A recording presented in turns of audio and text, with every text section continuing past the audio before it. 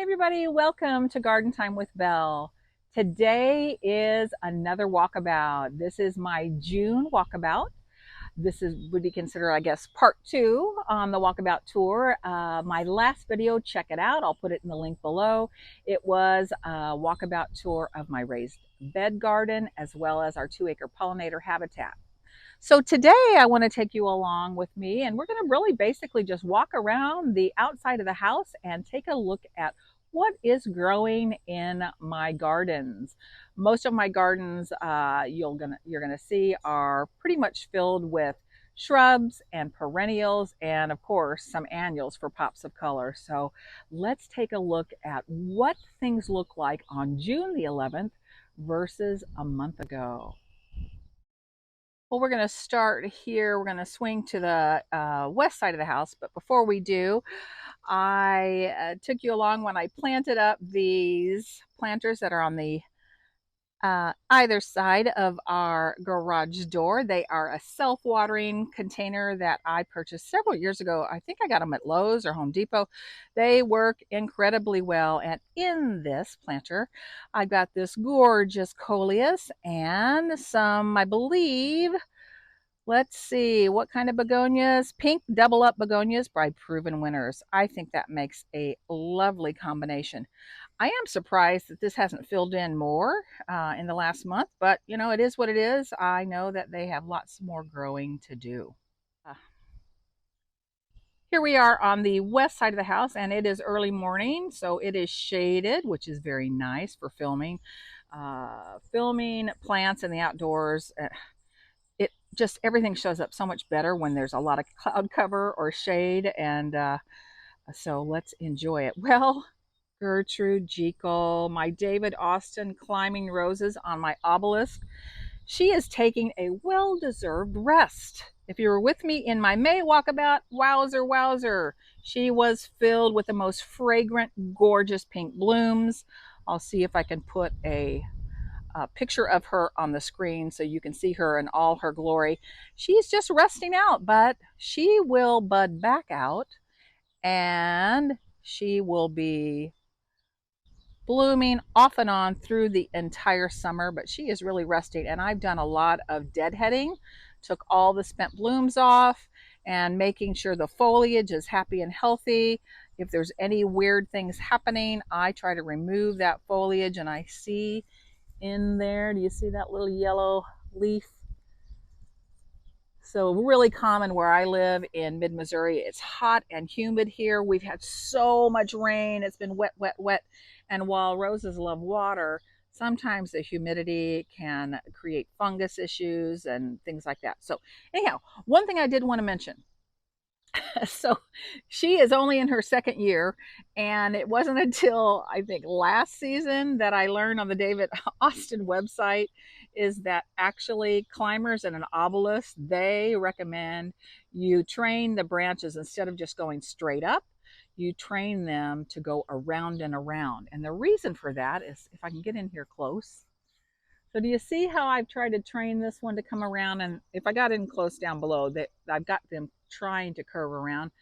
The reason for that, I'll try to get in here close, is that they send up their shoots from the side. And so if you just have it straight up, whoa, you won't be able to enjoy as much color or flowers. Like for instance, this one, this is nice and tender. This is when you want to train them and weave them around. So I'll probably come back here and take another look at this and find the nice, tender, gentle, pliable stems and try to get them to do the circle pattern as is recommended. So I've just got my little boxwoods here. I do not shear mine or make them. I mean, I just kind of like the natural look, but I think I might give them a trim. I don't know if it's too late in the season or not. I might have to wait until next spring to trim them up. But anyways, I need to look about that. So if y'all grow boxwoods and you know when the best time is in my zone 6B mid-Missouri garden, best time of year to give them a little haircut, let me know.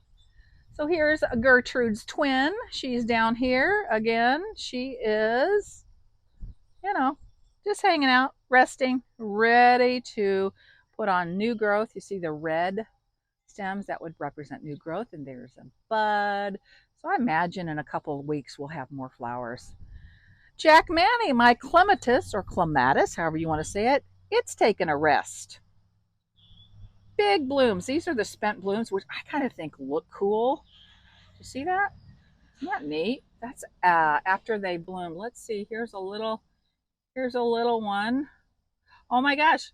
Oh, whoops. Look at this. Oh my goodness. Check that out. Okay. So, do you see this tendril? This tendril has worked its way around the blossom. So I don't think that one's going to bloom. It's not going to open up at least. All right. So here is some. Oh goodness. Hello. Everybody has this. What the heck is this? Spirea. Thank you, Belinda. My brain is not working so great. Spirea. I've got some more little shrubs up here, but I want to show you my urns, my concrete urns on the porch. Love, love, love this new potato vine. I can't remember the name. I'll see if I can look it up. And my favorite dragon wing begonia. This is west facing, but this is shaded almost all day long till the very end of the day. Let's take a look at my little baby. Oh, so easy Italian ice. This did not overwinter well. Oh my gosh, I did a hard prune. I cut it back to maybe 6 inches off the ground this spring, but it is doing its thing. And this is a repeat bloomer. It will go, go, go off and on the entire summer. And what's so sweet about this little rose is just look at this one rose. One bud will have multiple colors. You see cream and yellow and peach. Lovely, lovely, lovely. Swing around here. Here are my North Pole arborvitaes that my son installed. And yeah, you see this spot? His mama is still waiting for that Belinda's blush rose to arrive. He gave me for Mother's Day a coupon that said it was good for the Belinda's blush rose and his installation services.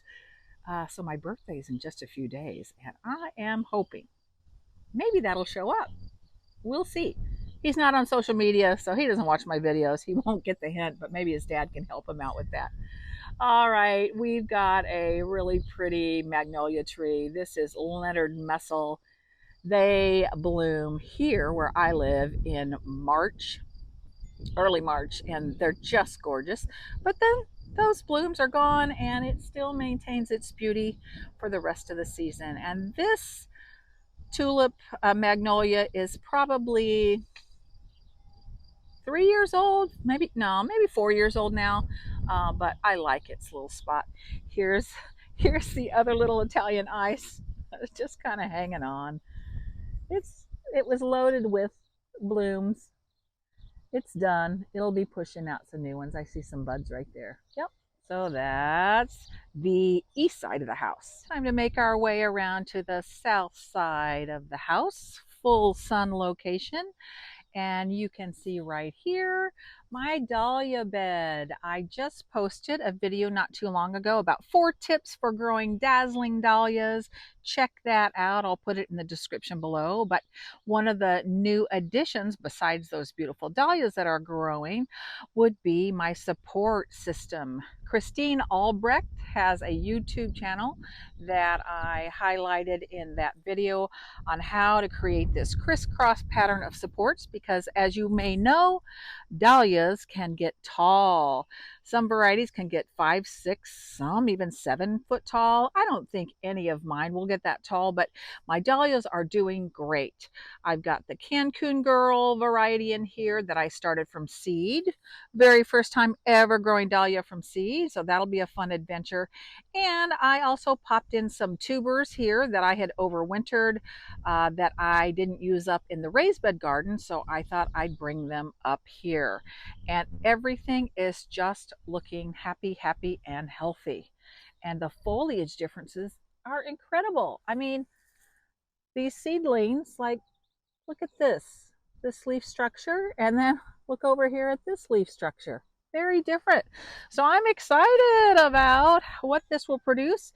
Dahlias typically for us in my zone 6B garden probably will not bloom until sometime in August, but they do really do great in through September, and they will bloom all the way up to the first hard frost. So there are my dahlias, favorite flower ever. All right, as we work our way down here on the south side, here are my oops plants. These four beauties I brought home from the garden center thinking I was purchasing some beautiful ornamental grass. I just fell in love with the strap of foliage with the chartreuse in the center and the green edges. Isn't that just lovely? And only to find out when I got them home that they are yucca plants.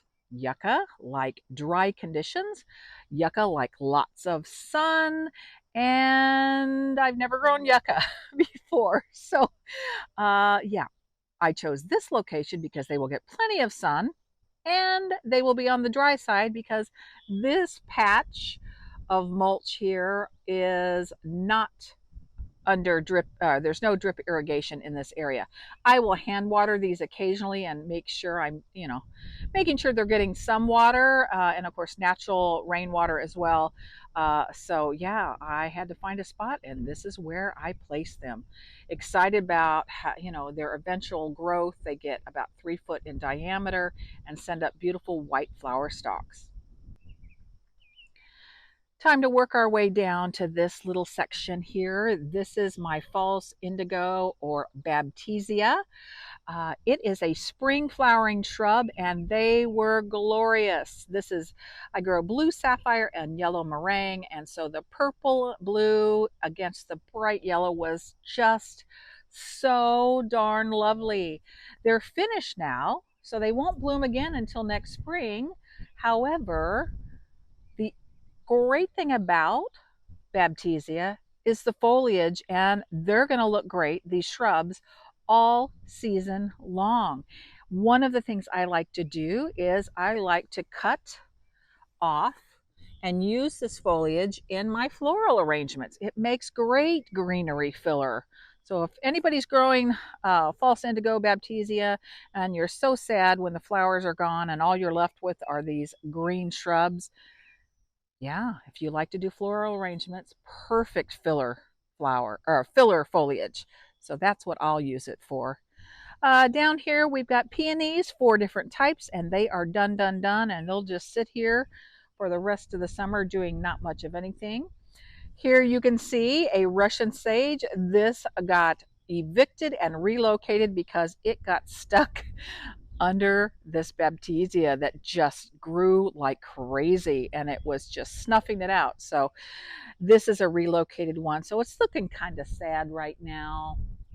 But I'm thinking, give it some time. I've only had it in its new spot for maybe a week and a half, 2 weeks at the very most. So you know, it'll come on. And actually, Russian sage is a late bloomer and flower. It loves hot, hot, hot, hot, dry later in the summer.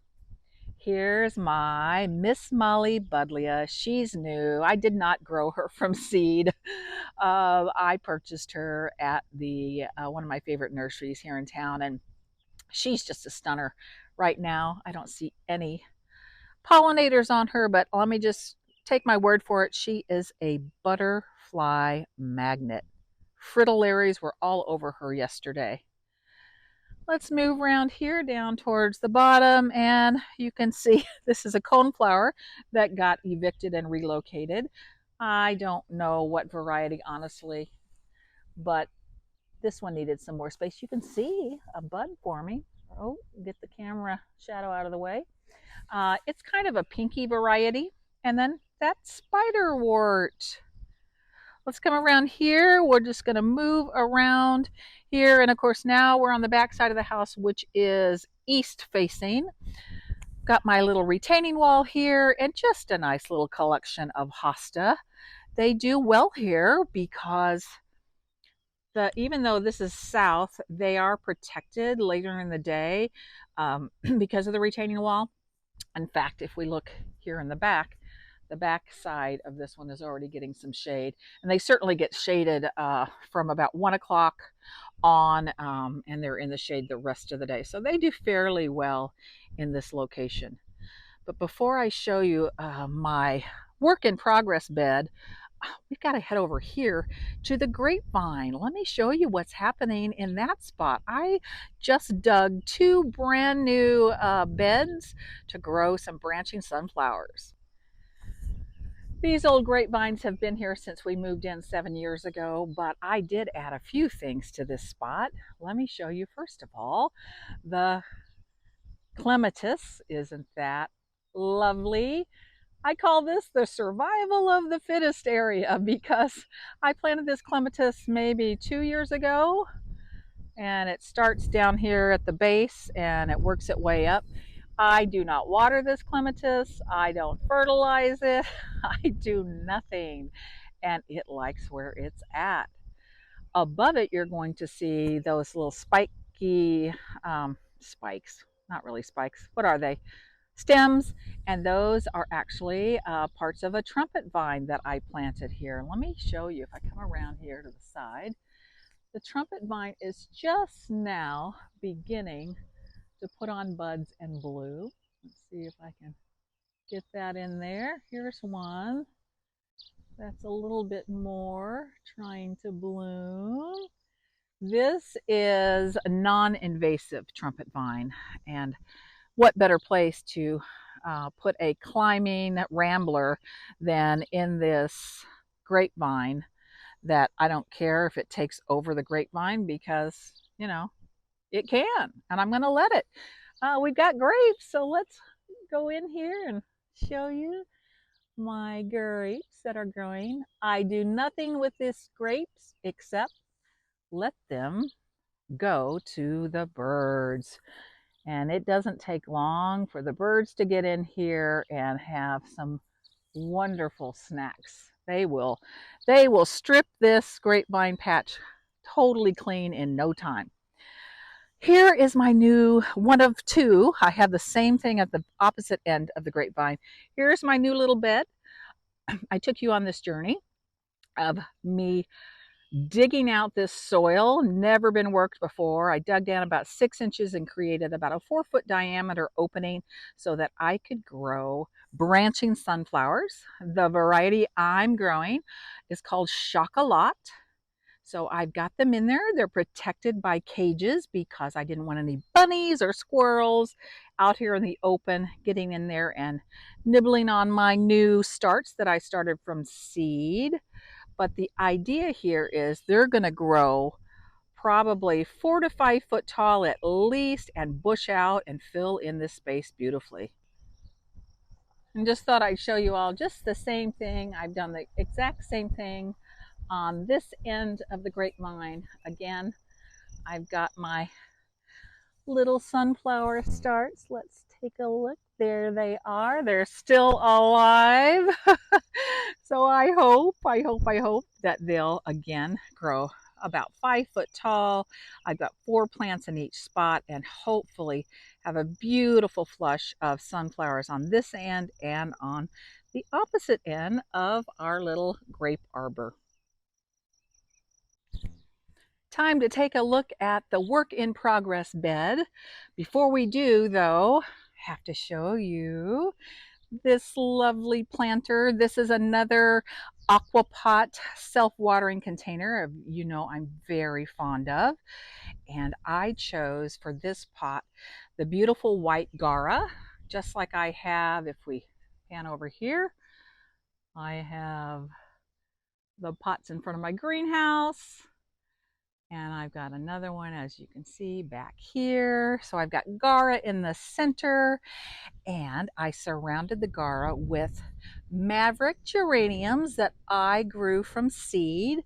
We've got this very striking coral beauty and white. So I've got coral white on. They are just now starting to bloom. So pretty, and I love this foliage. Isn't that nice with the variegation there? So yeah, so that'll be a bright, bright spot on this little patio. The other thing I want to show you, check out this container. I showed you how I planted this one up with coleus from one of my garden splurges, garden nursery splurges. And that's only 3 plants. It's on drip irrigation. I have drip in this bed, so I don't have to water this pot. We hooked it up to drip, and it is loving life on the east side of the house. So here's my work in progress bed. I call it that because I ripped everything out last fall, and I'm starting fresh this year, trying to rejig this garden bed. So you can see here, I've shared you with this with you before. These are Limelight Prime hydrangeas, one of the most award-winning hydrangeas from proven winners. They will get 5 to 6 feet tall and 4 to 5 feet wide. So they will be the big wow. They'll really fill out over time. Right now, of course, they're babies, but they're looking super healthy. In the back, I have celosia that I grew from seed. Asian garden variety, and they are just now starting to try to flower. I'll get in here really close and see if I can show you what they're looking like close up. So can you see? It's kind of hard, it's so bright out, but maybe if I put my hand behind it. Can you see that beautiful magenta bloom? And what I find very interesting that I wasn't expecting is look at the leaf structure. First of all, cute little leaves, but also they are burgundy and green. So that's a real win for me in my project this year of trying to start lots of annuals from seed. You can see these beauties. I think these are majestic blue salvia. Lovely, lovely, right? Look at that color. So pretty. They're doing great. Got those at the nursery. And you can't miss the Super Tunia Bubblegum Vista series from Proven Winners. These in the landscape, I've grown them before, not here, in another spot.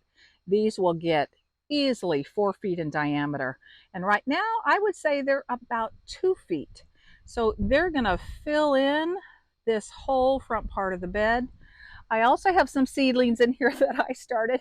Here's my salvia. Look at that beauty. I mean, what is that? That's all of about 3 inches tall. Here's another one. And gomphrena. You see this and this and this is my gomphrena. Still alive. That's a score. That's a win. And then here is a grouping of salvia that is called Black and Blue. And I am just in love with this plant. I've never grown it before. It's an annual. It's probably a perennial in the south, further south, like zones 8 or 9. But for me, it'll probably grow and be an annual. But look at that black and blue. Good naming on this plant. Bright blue flowers with black calyxes that hold the petals. This is supposed to get big. This is supposed to get like 3 to 4 feet tall. So wouldn't that be amazing if it would grow up and fill in this space? That would make me so, so happy. So a sea of pinks, different shades of pinks and blues coming on. Here's a hosta that's just, it's just there. Here's a buddleia. It's just beginning to form flowers. Buddleias are sort of late. That's kind of normal for them. They're a perennial. They come back year after year. Butterfly bush is the common name. And butterfly bushes, you think they're never going to start in the season, then all of a sudden you come out and the next day and they've grown, seems like a foot. So that'll fill in nicely, and it truly is a butterfly magnet. Right here, you'll see Nepeta. I just transplanted these a couple weeks ago, so they're not looking as super healthy as they will eventually, but this Nepeta was over on the south side, and I needed to move it, and so this is going to be filled out with Nepeta eventually. All right, now we're moving to the north side, the final space I want to share with you all. And even though it's the north side of the house, you can see this retaining wall here juts out quite a bit. So this gets a fair amount of sun. It's shaded in the latest part of the afternoon, which isn't necessarily a bad thing for a lot of plants because we get really hot summers here. And so sometimes these plants can appreciate having a little bit of shade. So these are, let's see, limelight punch hydrangeas. This is their second growing season and they are forming flowers. Let me come in close. They're a panicle hydrangea. The flowers start as this beautiful chartreuse. Then they turn a creamy white. Then they turn a pale pink. And then in the fall, when things cool off again, they turn into a beautiful pinky punchy pinky punch. Hence the name Limelight Punch. In between, my favorite, of course, my Supertunia mini vistas. This year I'm growing indigo and the yellow variety. Over here, I've got coleus, and it's shaded right now, so let me move so you can see these beauties. Aren't they lovely? So this coleus can take sun or shade, which is perfect for this garden bed. And this coleus is supposed to get about 4 feet tall. So again, it's just June, early June, so it's got a long season ahead of it. I've got some Brunnera, and my Brunnera is starting to create little blue flowers. I threw in some electric lime coleus. I just planted these out the other day. These are actually, let me step away from the AC unit so you can hear me. These coleus are from cuttings. So I planted a bunch of these in pots up on my deck, and I needed to trim them when I first planted them out because they were pretty leggy. Stuck the cuts into some water, let them sit in jars of water for about 3 weeks. I might be able to put on the screen a picture of what they looked like before I transplanted them, and into the landscape they go. I have great hopes they're going to probably do well because I've grown coleus in this bed off and on for quite a while, and it likes this north side of the house where it gets some sun early in the day, and then the latest part of the day, everything's shaded. So right here, you'll see my astilbe. Those are perennials. I've had those for about 3 years. They're looking healthy. And in front, a new addition, some more coleus. Isn't that a stunner? That is called Copperhead coleus. Really great name for that copper colored foliage. Another Brunnera with a sweet little blue flower. And then the last thing I want to share with you all is this little section of the tiered bed on the north side of the house. You can see I've got 4 hostas that surround my new Japanese maple. I got a dwarf maple called, let's see, Mikawa Yatsubusa. We call this Japanese maple Mr. Mikawa. So excited to have him in the garden. He's green now, but in the fall, oh my gosh, he is supposed to be an amazing orangey red. Looking forward to that. And another Brunnera, and in the front, which gets the most sun because it's furthest from the house, again, I repeated the purple yellow combination of the Mini Vista Indigo, Mini Vista Yellow. Again, they've only been in the ground, oh gosh, about a month, a little over a month, and they're going to fill in this whole area. It is just incredible how fast these beauties can grow. I can't think of a better place to wrap up the June walkabout than under this tree in the shade. There's a beautiful breeze on this June, early June day, and I am enjoying it. I'm especially enjoying being able to be under and near a tree because, as some of you may know, there was a massive cicada eruption in Missouri and Illinois and some other Midwest states. So yeah, we've had cicadas screeching, crawling, flying, buzzing you, coming into the house on my clothing. Found one behind the coffee maker one day when it screeched at me. They're everywhere, but now they've gone to sleep, which I am grateful for. I'm not so sure our birds are grateful because the birds have been feasting on these for about 5 to 6 weeks, and it's been actually kind of fun to sit on our porch and watch the birds, catch them in mid-flight. They've just had a cicada bonanza. Really funny to see. So anyhow, yeah, it's June, one of my favorite months of the year, and everything is looking really great in the garden. And I so appreciate you tagging along for another walkabout. Thank you so much for all that you do to support my channel. And I'm going to ask you, if you haven't already, to consider subscribing by clicking that subscribe button so I can continue to share some of my adventures in my mid-Missouri garden with the rest of you. And as always, I'm going to wish you happy gardening.